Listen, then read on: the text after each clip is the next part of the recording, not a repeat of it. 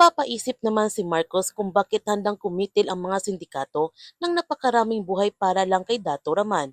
Sino ba talaga si Dato Raman? Sa pag-uwi ni Omar sa kanyang bahay, nagtanong kagad si Jamila kung ano na ang balita sa kanyang Jalil. Malungkot naman sinabi ni Omar na wala pa. Kinausap na niya ang lahat ng mga kakilala niyang mapagkakatiwalaan, pero hindi nila alam kung nasaan si Jalil. Kaya natatakot nito si Jamila sa kalagayan ng kanyang kaka ngayon at baka may masama na nangyari nito. Sinabihan ni Omar si Jamila na malakas ang kanyang kaka.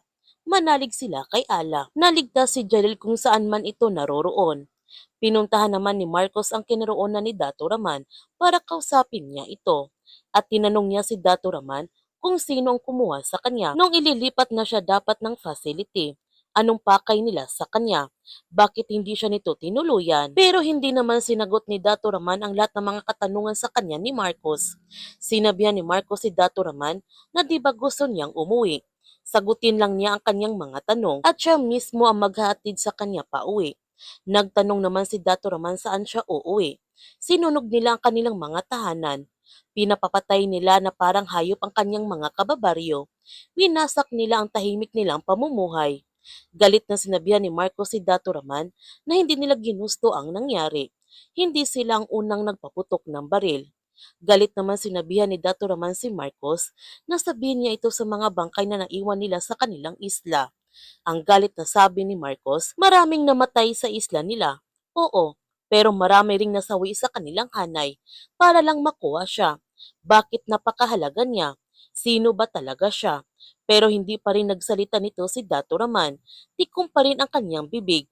Kaya inis na inis nito si Marcos at nang dahil sa kanyang pagkainis, sinuntok niya ang dingding. Samantala, pinag-uusapan ngayon sa media ang tungkol kay Dato Raman at sa nangyaring patayan sa Islang Damay.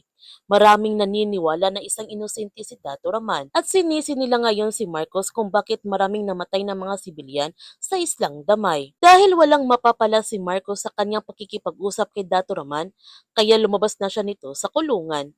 Sinabihan ni Sabdani si Marcos, gusto ba niyang kausapin niya si Dato Raman? Baka makatulong siya. Ang sabi ni Marcos, alam na ni Dato Raman na magkasabot sila nito. Hindi yan basta-basta magpapautos sa kanila. Isa pa, ginawa na niya ang lahat. Wala talagang balak magsabi ng totoo si Dato Raman. Nagtanong naman si Sabdani paano kung wala talaga itong alam. Ang sagot ni Marcos na imposible. May dahilan kung bakit dinukot si Dato Raman. May tinatago si Dato Raman. Sigurado siya. Nagtanong ulit sa Sabdani kay Marcos kung ano ang kanyang plano. Hanggang kailan niya itatago dito si Dato Raman? Ang sagot ni Marcos, hanggat hindi niya nalulutas ang lahat ng ito. Walang dapat makakaalam na hawak nila si Dato Raman. Si Dato Raman ang susi sa lahat ng kaguluhang ito. Hanggat hawak nila si Dato Raman, mayroon silang alas.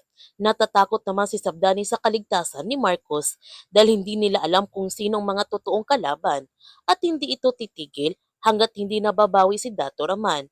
Hindi magdadalawang isip ang mga sindikato na patayin si Marcos kapag nalaman nila na hawak ni Marcos si Dato Raman. Ang sabi ni Marcos na alam niya, kaya dapat mag-iingat sila. Dapat malaman na niya ang totoo bago pa siya mapatay ng mga sindikato. Habang si Jalil makikilala na nga niya si Ahmad Mustafa, ang taong tutulong sa kanya para mahanap ang kanyang ama at alamin ang katotohanan na tungkol sa sindikatong lumaganap sa bansa. Nagkaroon naman ng pagtipon-tipon sina Marcos na kasama ang mga pamilya ng kanyang team. Ibinahagi nila sa isa't isa ang kanilang pangungulila at kalungkutan nung nawala sa kanila sina Harold, Patrick, Russell at Oliver sa kanilang mga buhay. Umalis naman ng saglit si Lara dahil hindi niya kinaya ang lahat ng mga kalungkutan na sinabi ng mga pamilyang nangungulila sapagkat nararanasan din niya ito nung namatay ang kanyang mga magulang. Tinipo naman ni Azuelo ang kanyang team para pagalitan ito sa kanilang paulit-ulit na kapalpakan at binabatikos na sila ngayon sa media. Dumating naman si General at kinausap niya si Azuelo na sila lamang dalawa upang pagalitan ito sa kanyang kapalpakan at kinu-question niya ang pagmamalakad ni Azuelo sa SID dahil ilang beses na ito pumalpak sa kanilang misyon. Hindi katulad sa kanya noon na kahit minsan hindi siya pumalpak, kahit isa.